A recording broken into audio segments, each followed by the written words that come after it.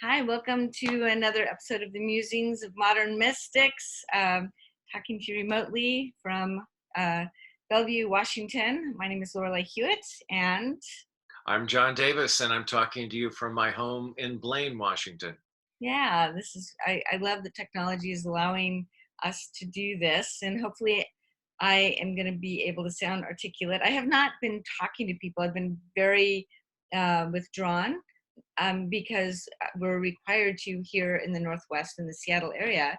We're supposed to stay home, and the phone connectivity is kind of a challenge for me because calls get dropped. Everybody's on the phone right now, it seems like.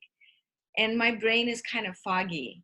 And we were talking about this just a minute ago, and I'd like you to like talk about the brain fog and the psychic stuff and the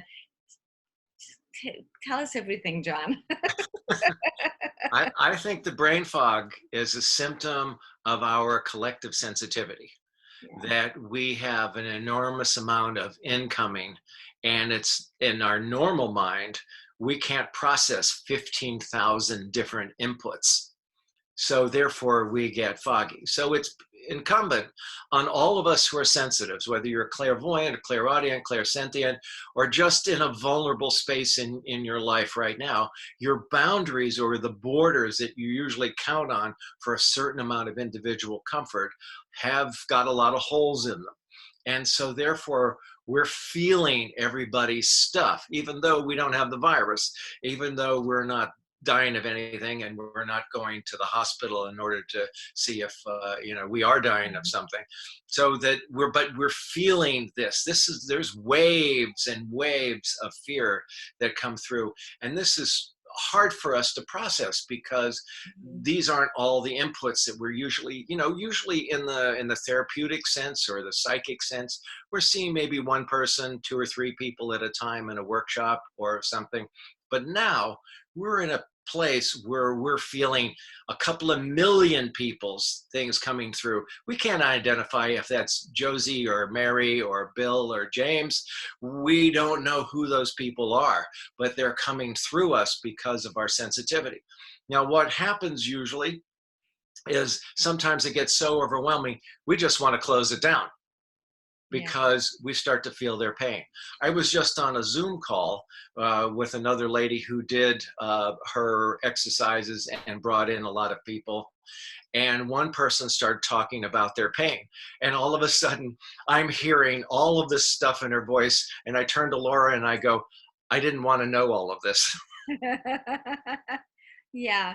And Yeah. so, and I said, so this is a thing that we have to work with, because we don't usually work with a couple of million people at a time, and let alone have to be in a position where we're alone by ourselves in our houses, with whatever food and whatever other comforts we've managed to gather together. But that comfort position where I identify myself and I know who that is connected to our source, then it gets kind of confusing when you're swept away by the undertow. This is an undertow of magnetic proportions, and it's big. It's a magnetic wave, and it moves through us, and you have to figure out, how do I stay with that while this thing is moving through us? Who am I in the middle of this? What is the thing that I'm supposed to do with this? How is it that I'm supposed to be helpful? Because that's clearly what I came here for, but I'm not sure, because this is a situation where we haven't been here in this lifetime that many times. But if we think about it from a psychic point of view, we have been here every time there's a psychic wave of disease plundering the planet or plundering the humans on the planet.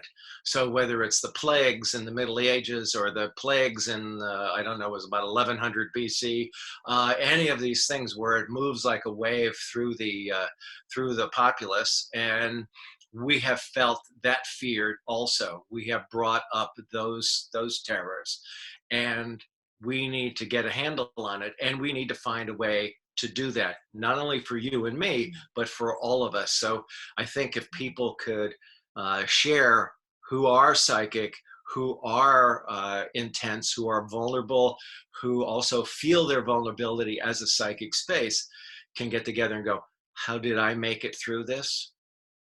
Who am I in the middle of this? And begin to breathe in a way that allows for an expansion.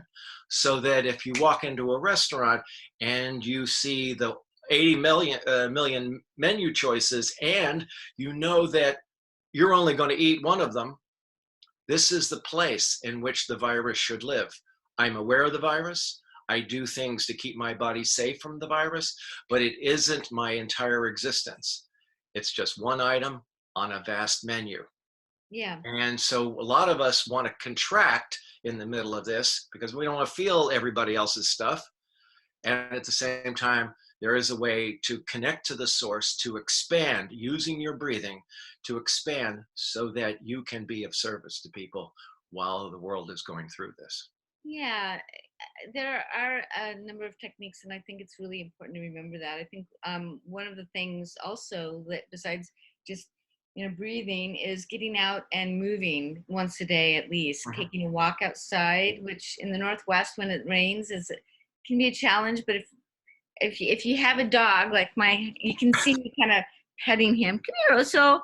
Say hello to the world. This is my Oso. He needs a walk every day. Hi, Oso. And that helps get me outside. That's yes, he helps me I exercise. think the air is a good thing. Once we feel the air, It I does think that really helps. it The helps clear things. And if you can be outside and take those deep breaths, that really helps as well. But it's not always enough. Um, Sometimes it helps for me to just remember also, like you said, I am really connected to everything, and there's a field of awareness, like Sheldrake, right? Do you know who right, what's yeah, Rupert Rupert Sheldrake. Sheldrake? Rupert Yes, Sheldrake wrote about this, the field of awareness around things and how those get built up.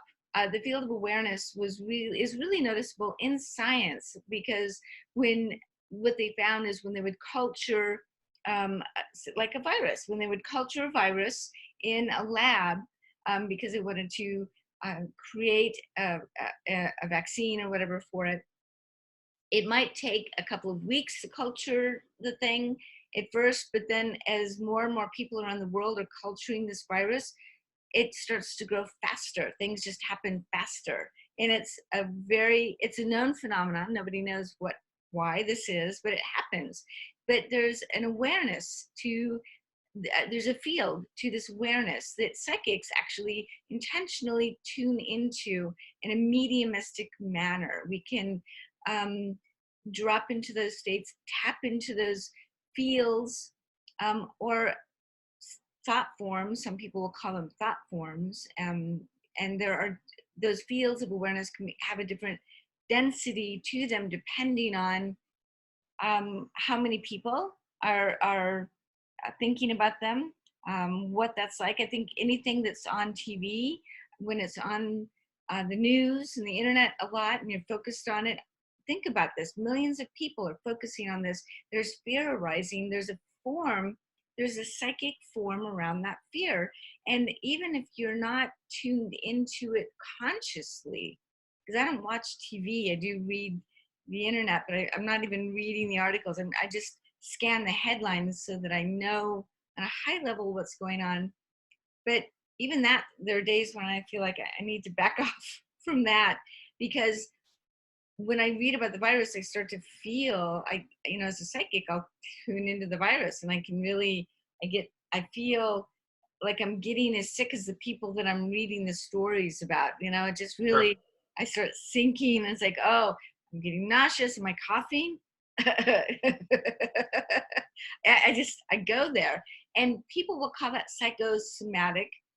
Um, but there's power in that. I mean, the placebo effect is a really powerful thing, right? You can take a sugar pill and get better, or you can take a sick pill and you can get sick. I think either way, there's something really important to remember about that. So maybe taking a break from the news so you can at least unplug, at least for a day, once a week. You know, the Jewish people have the Shabbat where they don't plug in for a day. So that might be another thing to help unplug with that. So the breath work, the unplugging, taking a walk.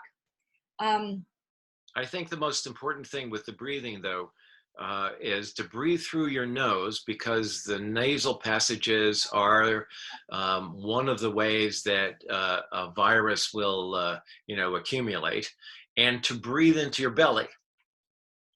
And because we're trying to activate the microbiome's ability to withstand the assaults energetically of people whose fear of the virus comes from their own collective fear of death, and the people yourself and the virus, the energy of the actual virus. It's like allowing those places to stay clear in the body, and at the same time minimizing that sense that you're being overwhelmed by the collective fear of death. I always say, people go, well, what do you mean the fear of death? I said, everything that's alive has built into its system a fear of death.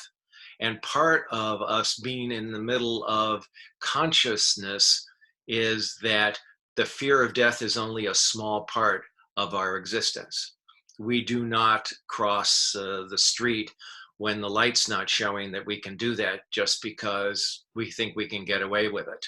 So we don't go and have injected with various viruses just so we can see if we can survive the flu or this virus. So everybody has built into that fear of death. In these situations, though, we're dealing with waves and waves of collective fears of death. And I say that if you want to see what it is, in the summer when you've got a mosquito in your house and you chase that mosquito with a fly swatter, it knows you were trying to kill it. oh, I know. And those things, And it's the like this, and it, it's right, I swear to God, those things teleport. They right. teleport. Like, where did it go? Where did it go? Wait, The, and the virus is the same. The virus is intelligent. The virus knows the that you're trying teleporting. to kill it. And so therefore it's got to spread as fast as it can before you figure out what to do with it. You know, I I have to say the metaphor that you were using a minute ago about crossing the street at the correct time. Um, all of these things that we're talking about are really, they're geared towards those people that are, I think, more awake, more aware of what's going on. And this is a great story to add to that metaphor of walking across the street. My husband and I, we were in California, and he was really groggy and tired, and we're at the corner, and the Starbucks is across the street, and he's not paying attention to the light at all. He's just crossing the street, and he's like, coffee, coffee, Starbucks, coffee. He's just going, and the cars are stopping, screeching. And he turns around like, "Aren't you coming?" I'm like, "What are you doing? What are you doing?" And it's a story that I love to tell, because he was not awake, and he was just on his path, just because he wanted to get from here to there. He wanted what was over there. He's not being aware of what's around him. He's just going. And I think it's a beautiful story and a metaphor for all of this stuff. Like, we need to be aware of our surroundings, not just in a paranoid way, but Right. in a full, like, enjoying the sunshine, enjoying the rain, even enjoying the breath. And I like what you said about breathing, and being conscious about that. Because when I think about where this virus started, it started in a city that had an incident last fall. I was looking this up, of a really weird brown smog. And I imagine that in Wuhan, there were lots of people going, I Right. want to breathe. I can't breathe. I need to breathe. And the manifestation of that fear, I can't breathe, really coalesced into a virus of, they can't breathe. And that doesn't explain how the rest of the world is also struggling with that. So Right. it's not science. It's just Yeah. the energetics, the story of that. I'm always interested, like in the body. You taught me this, that in a body, um, stress can induce an illness, but what's interesting is what kind of illness did that stress induce? Where in the body did it land? Why is it that particular illness? Why is it like that? There's a story, I believe, that's behind all of that. So,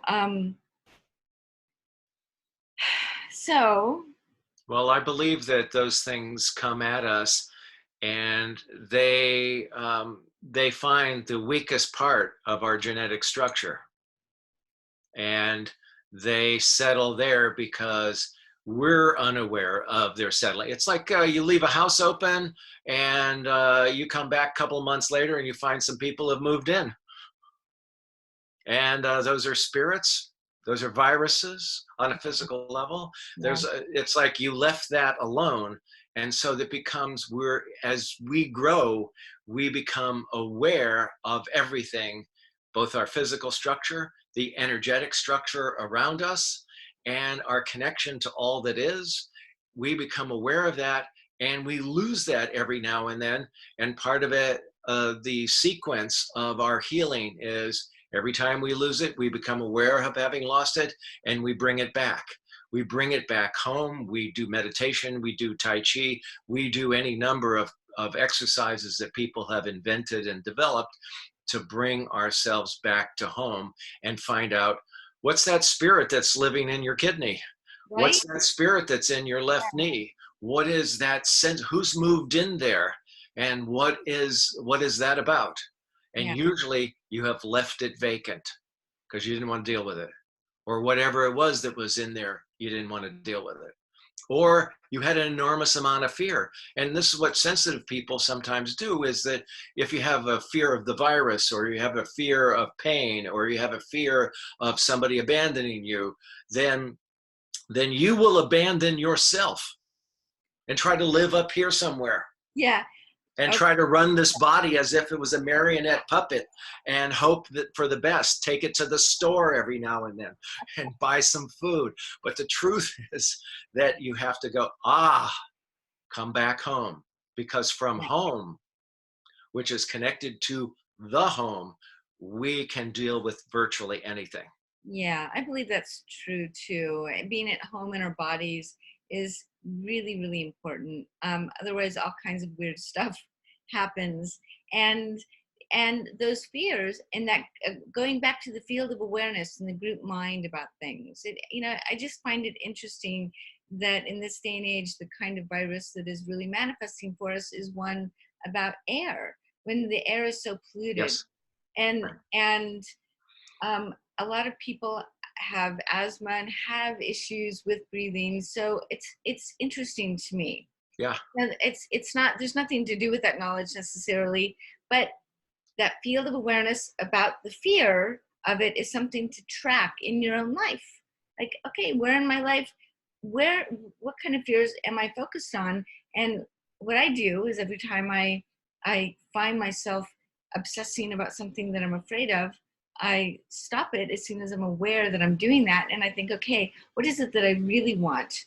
It's like, God forbid that should happen, and may they live and be well. May I, may I, may I live long, and may my breath be clear and easy for the rest of my life. That kind of thing. Being able to really affirm that over and over again. That's not going to protect us from a virus, but it can perhaps um, guide us in that very subtle way. I like to imagine that with the right mind, that when we're aware of things, that there is a subtle flow of intention that propels us in life, so that you won't wind up being in the wrong place at the wrong time to intersect something that will counteract that intention of clear breathing. In other words, you won't get, maybe our chances won't be as high about getting sick, because we'll just avoid intuitively those places and those people that might be carrying the virus. You won't touch the thing and you won't touch your face. You won't get that. I don't know for sure if that's true or not, but it is something that I think that we can work on focusing on in ourselves and in our lives, just to be able to mitigate the field of awareness of fear around things, so that it's just kind of calmed and soothed. And I wonder what it would be like if we could feel the fear a little bit less, if things were just a little bit more calm in our nervous systems.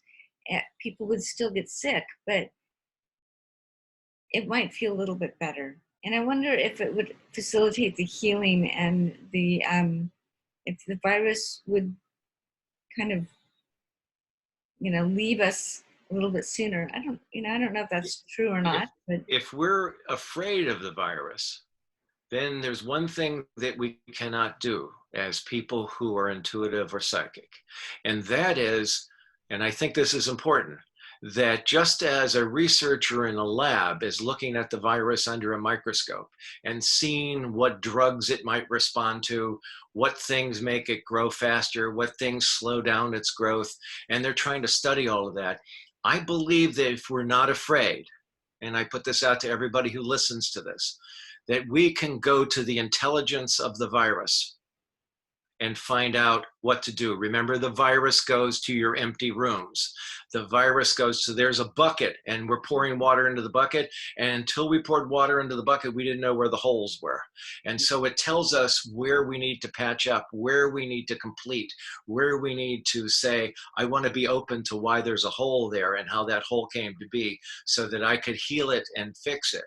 But it's the virus will find those holes. The virus will find those empty rooms in your house and put itself there. So the question that we have is, can we fill our space that we have, our energetic space? That's why I bring up the idea of yeah, expanding instead of contracting. That right. can we fill that space, but can we also tune into the intelligence of the virus? And that'll tell us more about the virus's strengths and weaknesses, Yeah. and we will be able to use our fear of death as an intelligent option to figure out how to avoid it. And I will encourage people also to use this as an opportunity to further our inner awareness, for what I like to call liberation, so that everything that we're doing, whether it is interacting with the world through the lens of the virus that we have to, through the mask of the virus, I guess is a better Right. analogy or If metaphor. we can find the masks. If we combine the masks, right? But all of these things, you can still be leading a spiritual life. You can still be practicing. You can use this time to meditate more, and you can reach out, and you can have, there's a lot of online courses that are going on now, and that distraction that will help with the expansion of things, that distraction from the fear that will lead you to a feeling of connection that maybe is even greater than what you would feel with a physical connection. So, Wonderful.